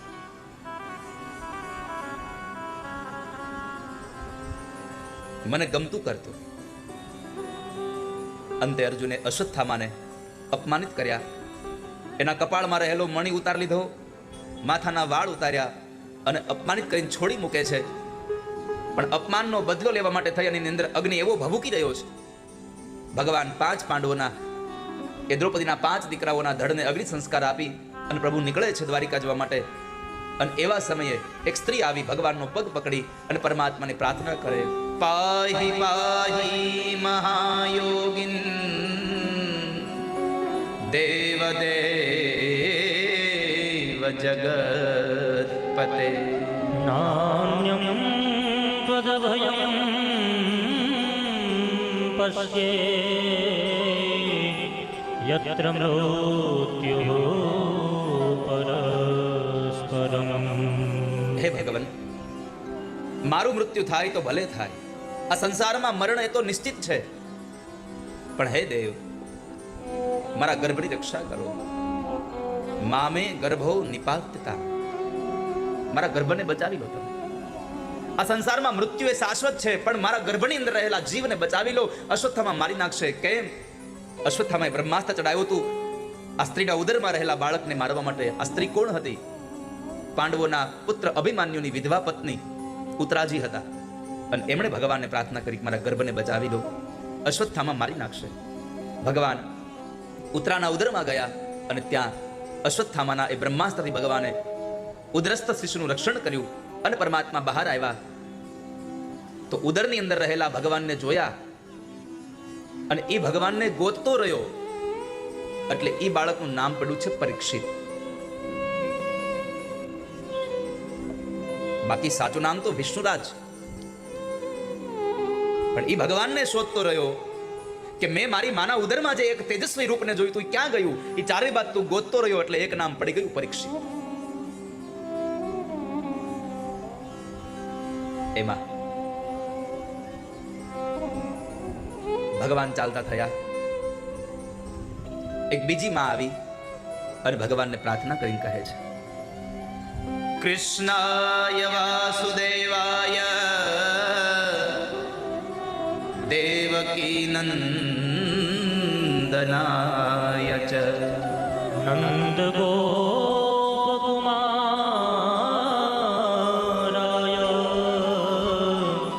ગોવિંદાય નમો નમઃ. હે ભગવાન, તમારી માં દેવકી કરતા પણ હું વધારે ભાગ્યશાળી છું. ભગવાને કહ્યું, કેમ ફૈબા આવું કહો છો? તો કહે છે કે પ્રભુ, એટલા માટે કહું છું કે કંસે મારી નાખેલા 6 દીકરાઓને તમે ન બચાવ્યા, પણ મારા 5 દીકરાઓના તમે જીવ બચાવ્યા છે. તમારી દેવકી કરતા હું વધારે ભાગ્યશાળી છું. મારા દીકરાઓનું રક્ષણ તમે કર્યું છે. માએ કહ્યું કે મારા દીકરાનું રક્ષણ તમે કર્યું છે. એટલે ભગવાને કહ્યું કે ફૈબા, મેં તમારા દીકરાને ક્યાં બચાવ્યા? અને માં કુંતાજી કહે, વિશાન મહાગને, મારા દીકરા ભીમને જ્યારે બાળપણની અંદર નાની વયમાં જ્યારે દુર્યોધન આદિ બધા ભેગા થઈ અને લાડવાની અંદર ઝેર ખવડાવી દોરડાથી બાંધી દઈ અને જ્યારે જળમાં નાખી દો ત્યારે નાગલોકમાં ગયેલા મારા ભીમને કોણ પાછું લઈ આવ્યું હતું? તમે તો પ્રભુ પાછા લઈ આવ્યા તમારા દીકરાને.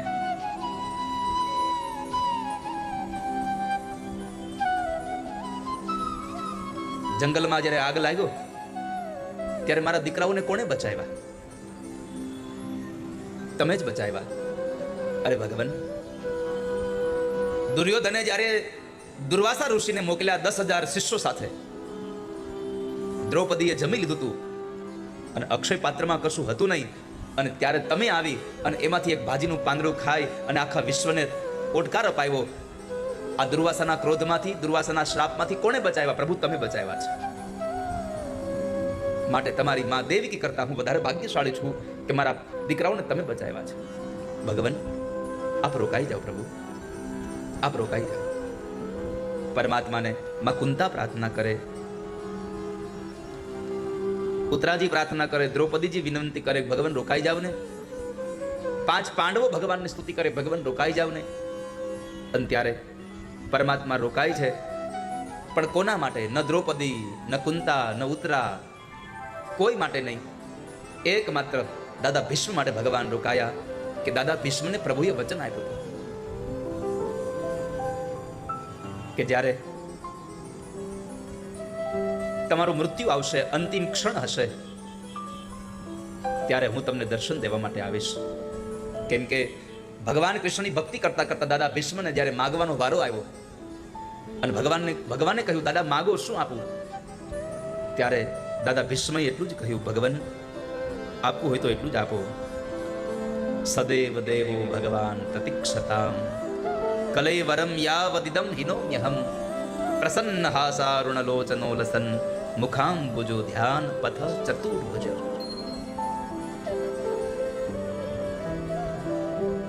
ભગવાન, પ્રતીક્ષા કરો. શરી મારા અંત સમય, મારો અંત સમય આવે એની તમે રાહ જુઓ. અને એ દાદાને વચન આપેલા વચન પ્રમાણે ભગવાન રોકાયા. ઉત્તરાયણના પવિત્ર કાળની અંદર ભગવાન કૃષ્ણ પોતે 5 પાંડવોને સાથે લઈ, દ્રૌપદીને સાથે લઈ, બધાને સાથે લઈ અને જે જગ્યાએ દાદા ભીષ્મ બાણસૈયા પર પોઢ્યા હતા ત્યાં આગળ ગયા છે. અને ત્યાં આગળ જઈ અને દાદા ભીષ્મને કહ્યું, દાદા, હવે તમે તમારા કાળને બોલાવી લો, તમારા મૃત્યુને બોલાવી લો. અને ત્યારે દાદાએ કહ્યું કે ભગવાન, હજી મારું મૃત્યુ ન આવે. કેમ? તો કહે છે કે હું એક કુંવારી કન્યાનો બાપ છું અને જ્યાં સુધી મારી દીકરીના લગ્ન ન થાય ત્યાં સુધી મારે મૃત્યુ ન આવે.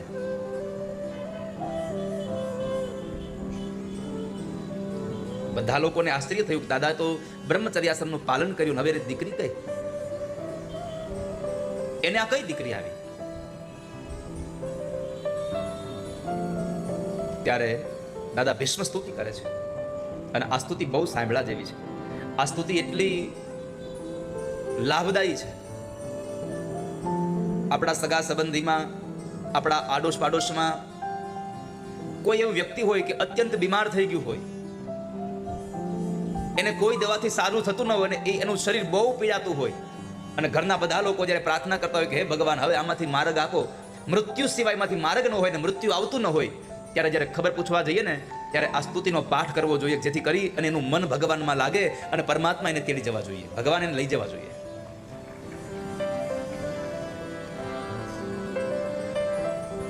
અને એટલા માટે દાદા ભીષ્મ બોલ્યા છે,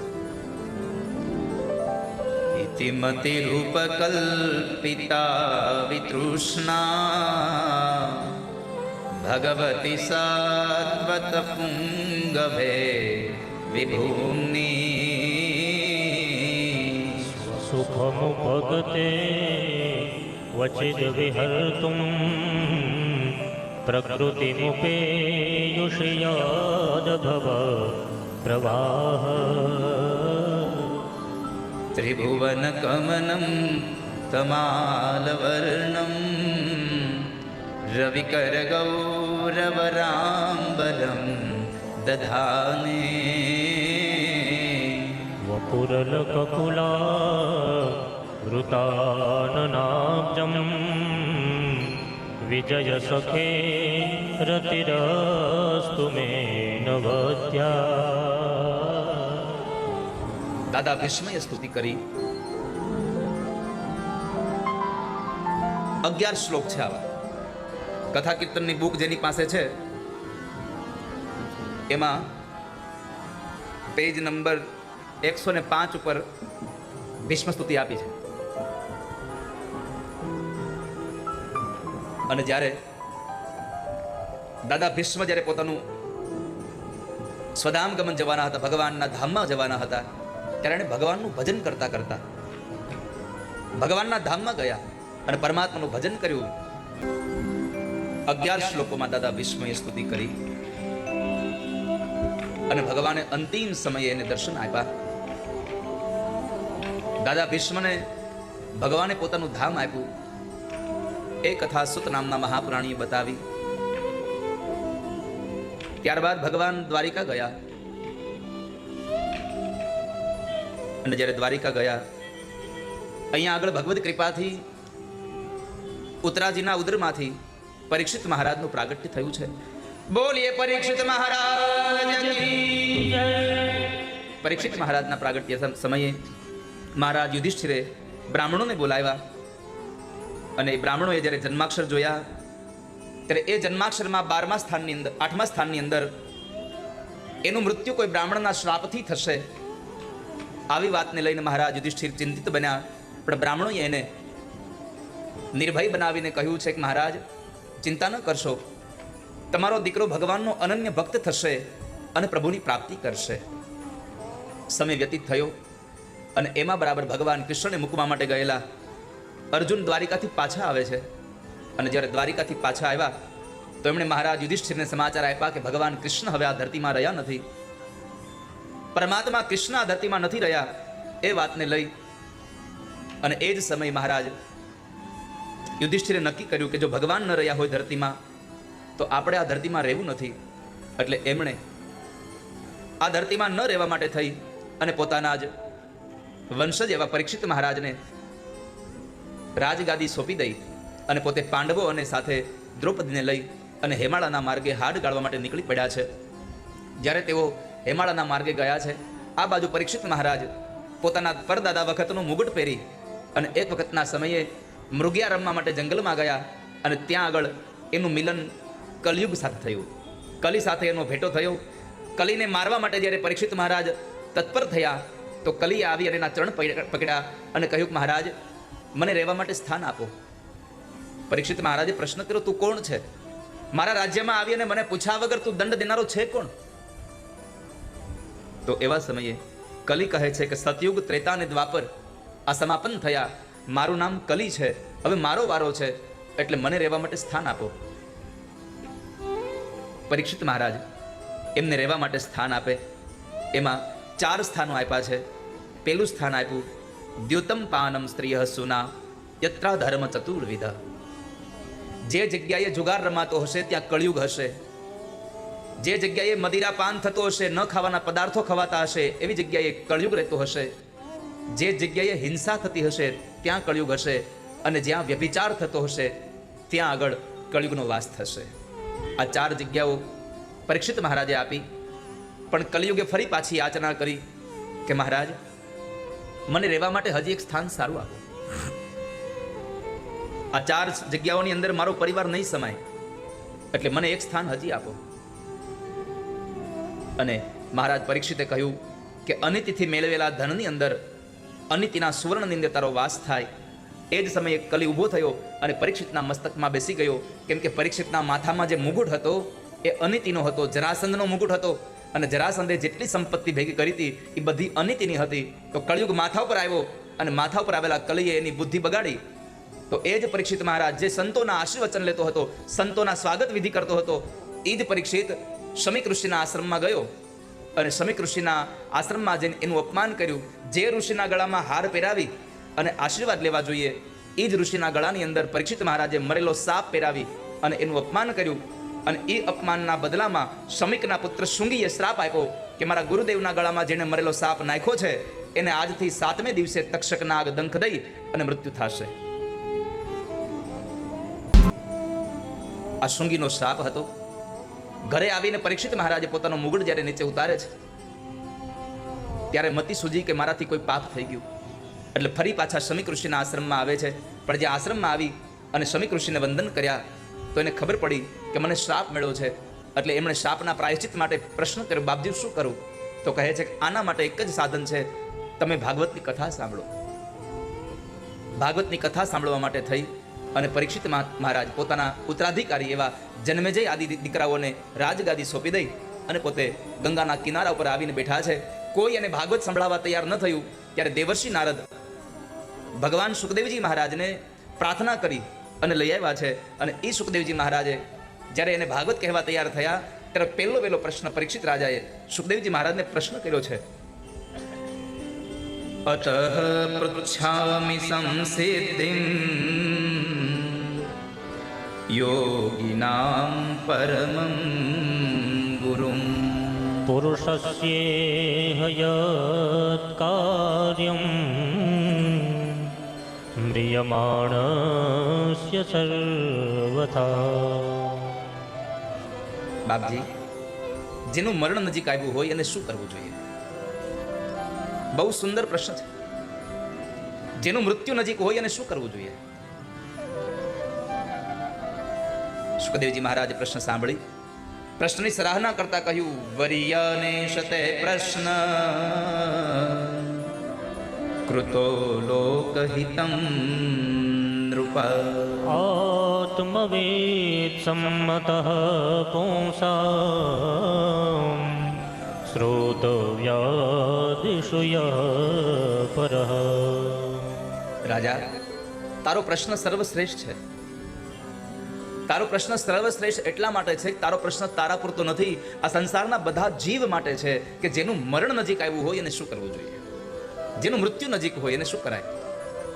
તો સુખદેવજી મહારાજે બહુ સંક્ષિપ્તમાં કહ્યું, જન્મ લાભ પરહ પુંસામ અંતે નારાયણ સ્મૃતિ. જેનું મૃત્યુ નજીક હોય અને ભગવાનનું સ્મરણ કરવું જોઈએ. મરણ નજીક છે એની ભાવના એટલે કે આપણે બીમાર થઈએ અને પથારીમાં પડી જઈએ એવું નહીં. શ્વાસે શ્વાસે ભગવાનનું ભજન કરવું પડે. કેમ કે કયા શ્વાસથી આપણું આયુષ્ય પૂરું થઈ જતું હશે એની આપણને કોઈને ખબર નથી. આજની કથામાં બેઠા છીએ, આવતીકાલ નંદ ઉત્સવમાં આવીશું કે નહીં કોને ખબર છે. પણ આપણે તો કેટલી આપણી આગળની આખી અનુક્રમણિકા બનાવી નાખી હોય. આ તારીખમાં આ કરવાનું છે, આ તારીખે આમ જવાનું છે, અહીંયા આમ કરવાનું છે, આમ કરવાનું છે. ન જાણું જાનકી નાથે કાલ સવારે શું થવાનું. કાલની મને તમને ખબર નથી વાલા ભક્તો.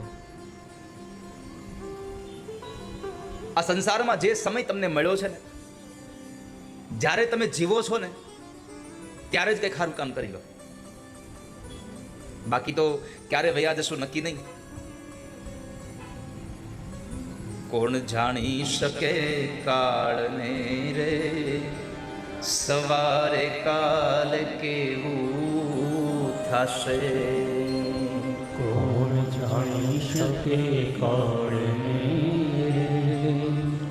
સવારે કાલ કેવું થશે. કોણ જાણી શકે કાળને રે, સવારે કાલ કેવું થશે. કોણ જાણી શકે કાળને સવારે કાલ કેવું થશે. એ આ કાયામાંથી હંસલો રે, ઓ ચિંતાનો ઉડી જશે.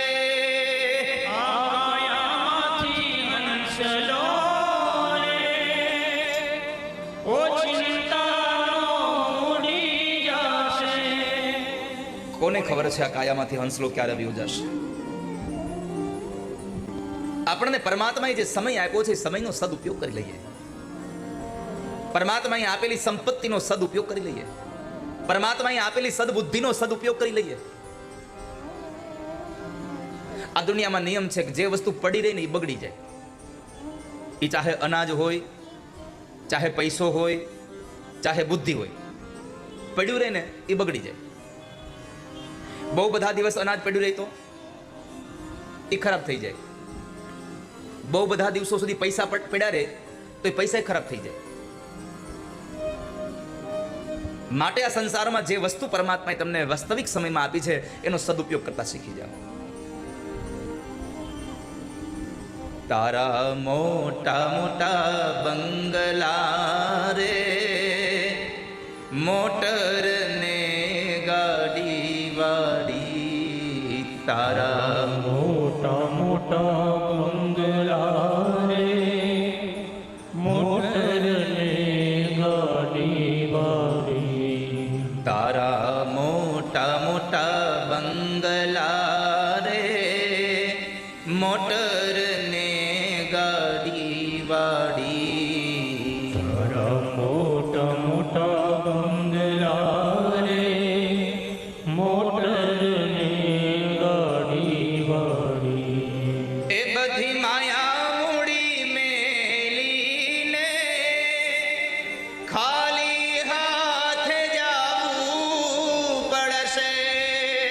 બધી માયા મૂડી મેલીને ખાલી હાથે જવું પડશે. કોણ જાણી શકે કાળને રે, સવારે કાલ કેવું થશે. કોણ જાણી શકે કાળને, સવારે કાલ કેવું થશે. કોણ જાણી શકે કાળને, કાલ સવારે કેવું થશે. આપણી રહેલી સંપત્તિ અહીંયા પડી રહેશે. આ સંસારમાં તમે નવું મકાન બનાવશો એ ભેગું નહીં આવે. આ સંસારમાં સારા સારા કપડાં લઈ આવીને પહેરશો તો ભેગા નહીં આવે, કારણ કે આ સંસારનો નિયમ છે, મરી ગયા પછી એક નવું કપડું ઓઢાડે, પણ ક્યાં સુધી? સ્મશાન સુધી. ન્યા જઈને ઈ કાઢી લે છે. તમારી જ મેળવેલી સંપત્તિ અહીંયા પડી રહેવાની, ક્યાંય ભેગી નહીં આવે.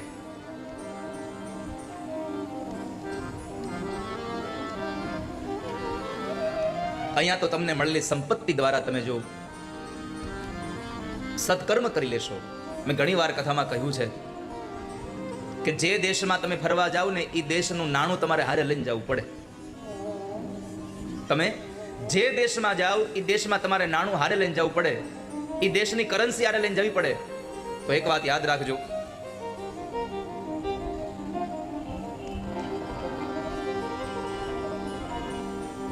કે તમે જે દેશમાં જાઓ એ દેશનું નાણું જોઈએ.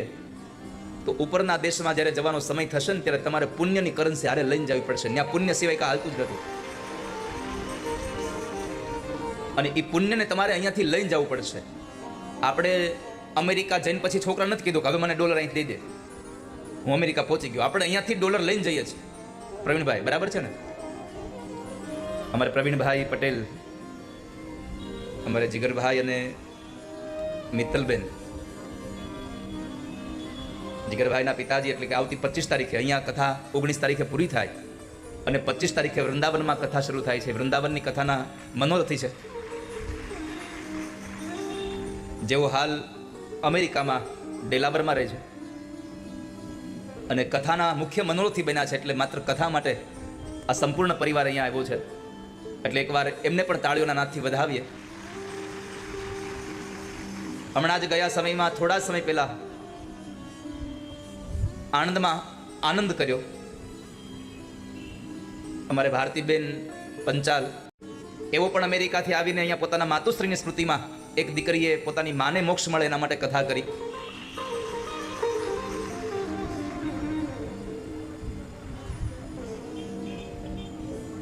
પ્રવીણભાઈ, અમેરિકામાં તમે 2000 કે 500 નોટ આપો તો કોઈ કાંઈ આપે નહીં, એ ખોટું કહેવાય. જુઓ, અમેરિકામાં આપણી 500 રૂપિયાની નોટ નથી હાલતી તો ઉપર નહીં હાલે, પણ એટલું થાય કે એ 500 રૂપિયામાં કોઈ ગરીબને ખવડાવ્યું હશે ને તો ઉપર કાંઈ લઈ નહીં જવું પડે, બધું હારે આવશે એમને. બાકી 500 રૂપિયા ક્યાંય વાપરા નહીં તો અહીંયા જ પડ્યા રહે. તારા મોટા મોટા બંગલા રે, મોટર ને ગાડી વાડી, તારા મોટા મોટા બંગલા રે, મોટર ને ગાડી વાળી. બધી માયા મૂડી મેલીને ખાલી હાથે જાવું પડશે. બધી માયા મૂડી મેલીને ખાલી હાથે જાવું પડશે. ખાલી હાથે જવાનો વારો આવે. સિકંદરને ઓળખીએ છીએ આપણે બધાએ, નામ સાંભળ્યું છે. એટલો મોટો સમ્રાટ હતો કે ખાલી હાથ આવ્યો હતો અને બે હાથે એટલી સંપત્તિ ભેગી કરી, પણ મૃત્યુના સમયે પોતાના સૈનિકોને બોલાવી, પોતાના પરિવારના લોકોને બોલાવીને કીધું કે સાંભળો, જ્યારે મારો મૃત્યુ થાય અને મારો જનાજો નીકળે ત્યારે એક વ્યવસ્થા કરજો કે મારા જનાજાની અંદર મારા બે હાથ મારા જનાજાની બહાર નીકળવા જોઈએ. એટલે લોકોએ આશ્ચર્ય કહ્યું કે આવું તો કોઈ દી ક્યાંય જોયું જ નથી, તમે આવું કેમ કહેવા માંગો છો? અને ત્યારે સિકંદરે કહ્યું હતું કે મારે આ દુનિયાના લોકોને એક માત્ર સંદેશો દેતો જવો છે કે સિકંદર આવ્યો તો ખાલી હાથે, પણ બે હાથે એટલું નાણું ભેગું કર્યું, પણ ગયો ત્યારે ખાલી હાથે જ ગયો, કાંઈ ભેગું ન આવ્યું. આ દુનિયામાં તમારા સત્કર્મનું ભાથું તમારી ભેગું આવશે, બીજું કશું જ ભેગું નહીં આવે. અને મેં તમને કહ્યું હતું કે દ્વારિકા એક એવી નગરી છે, સ્કંદ પુરાણમાં લખ્યું છે કે તમે 1 ગણું પુણ્ય કરો અને 16 ગણું પુણ્ય તમને પાછું મળે છે. સ્કંદ પુરાણમાં લખ્યું છે કે તમે 1 રૂપિયો દાન કરો તો 16 રૂપિયા દાન કર્યાનું પુણ્ય તમને મળે છે. તો આ દ્વારિકામાં તમે આવ્યા છો તો સત્કર્મ કરજો વાલા ભક્તો. અને પ્રવીણભાઈ અને મારા જીગરભાઈનો તો ખૂબ તથાસ્તુ વિદ્યાપીઠ પ્રત્યેનો પ્રેમ ભાવ કે જ્યારે ગયા વર્ષે જે જગ્યાએથી આ મુહૂર્ત લીધું હતું આપણે મનીષભાઈ, આપણે તમે સ્વીકાર્યું કે દ્વારિકાની કથા અમે મનોરથી બનશું. એ વૃંદાવનમાં જ્યારે કથા ચાલતી હતી ત્યારે જીગરભાઈ એટલે કે પ્રવીણભાઈના સુપુત્ર એવો આખો પરિવાર કથા સાંભળવા આવેલો અને એમણે ત્યાં સંકલ્પ કરેલો કે આવતા વર્ષની પાછી ફાગ રસિયાની કે રંગોત્સવની જે કથા છે એ વૃંદાવનમાં અમારો પરિવાર મુખ્ય મનોરથી બનશે. અને બીજો સંકલ્પ એણે વૃંદાવનમાં એ કરેલો કે તથાસ્તુ વિદ્યાપીઠમાં જે ભોજનાલય બનાવવાની છે એના માટે 1,41,00,000 રૂપિયાનું દાન આ પરિવારે આપ્યું છે. એના કરતાં પણ વિશેષ વાત તમને એ કહું,